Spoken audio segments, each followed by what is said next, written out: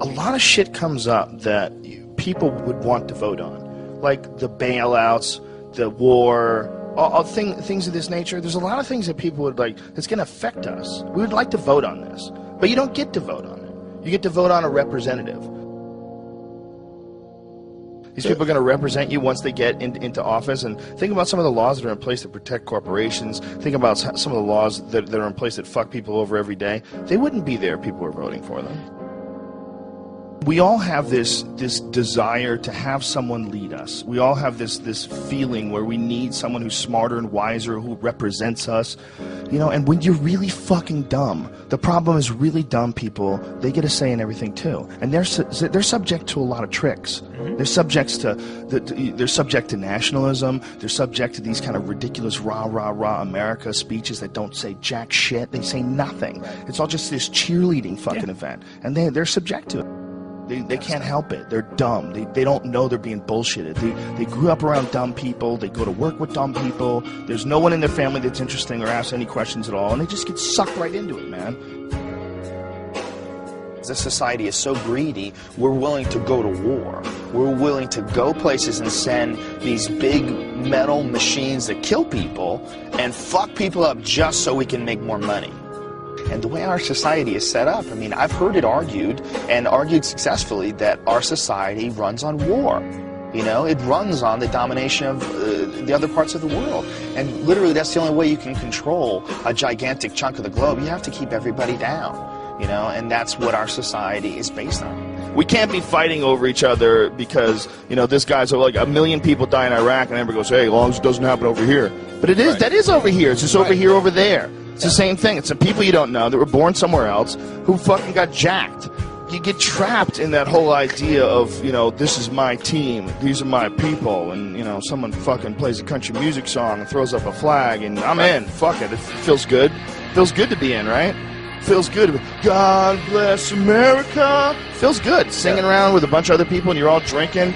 We're the fucking baddest motherfuckers on the planet. Woo! And that's how people get recruited.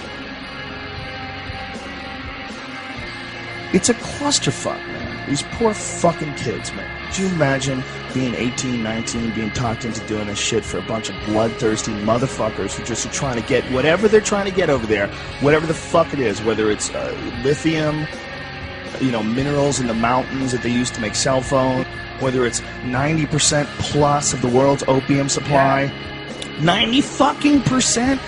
That is a multi-billion-dollar business. And if you think these fucking industrialist cocksuckers that are running the world are going to leave that money behind, you're fucking crazy.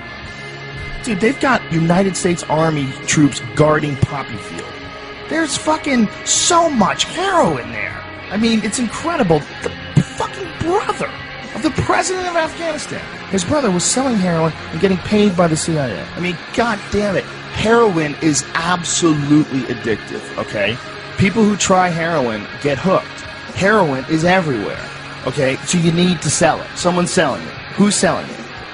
I don't know, but 90% of it comes from this one place where we have to be to save our freedom. You can't criticize it, because if you criticize it, you're a shithead. You don't appreciate the troops and what they're doing for you, and that's not the case at all.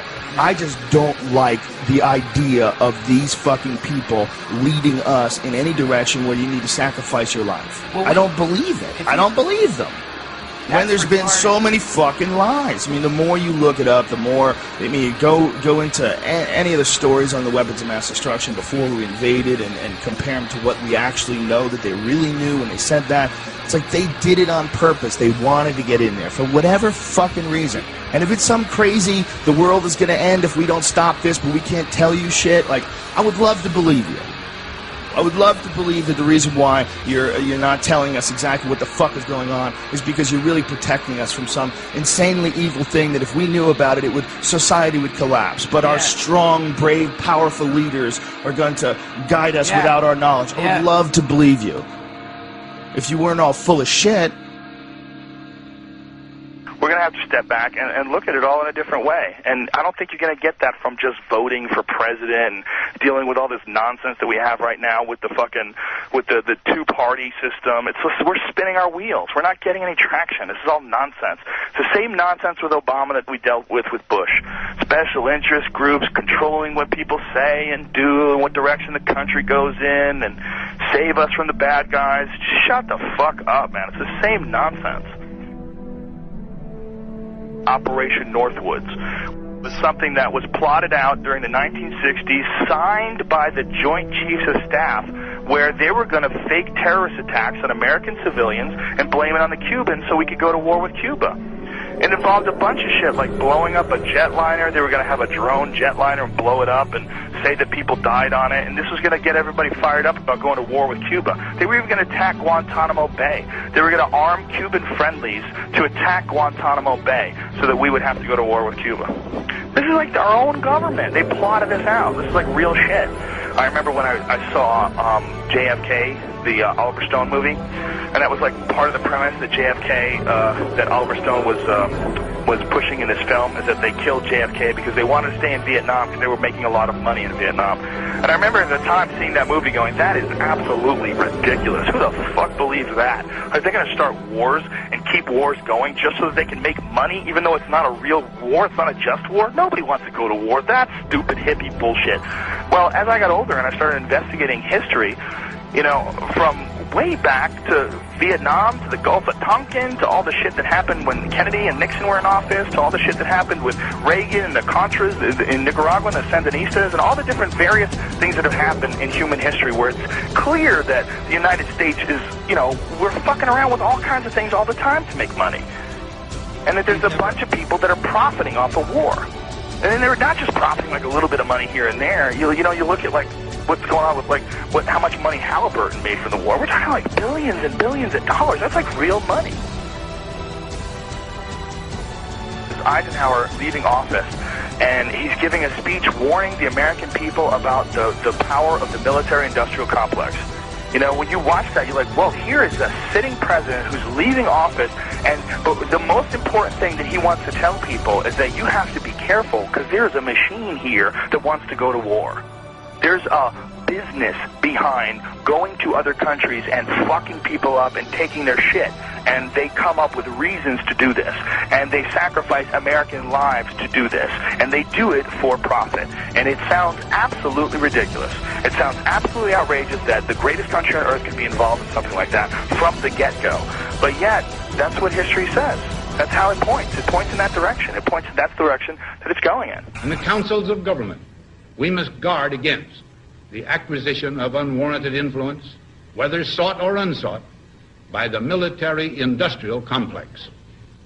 The potential for the disastrous rise of misplaced power exists and will persist.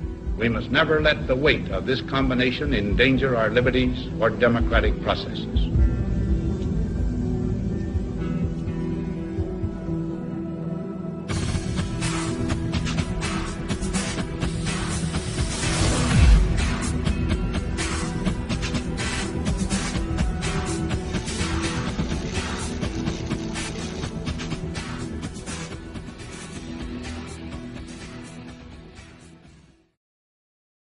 Tower 7 disturbs me the most. That Tower 7 just went whoosh, just like a controlled demolition.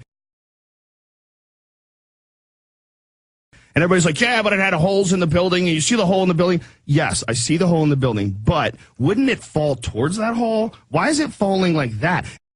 That doesn't make sense to me with Tower 7. The way Tower 7 fell, it just kinked in the middle and fell down free fall speed. Almost. I mean, everybody, like, they'll nitpick at you. Oh, it was 1/10 of a second slower than free fall. Even if it was just close to free fall, that's crazy. There was no resistance. It just gave up. Why wouldn't it, like, wiggle and collapse towards where it got jacked? It just seems like a controlled demolition. That bothers me.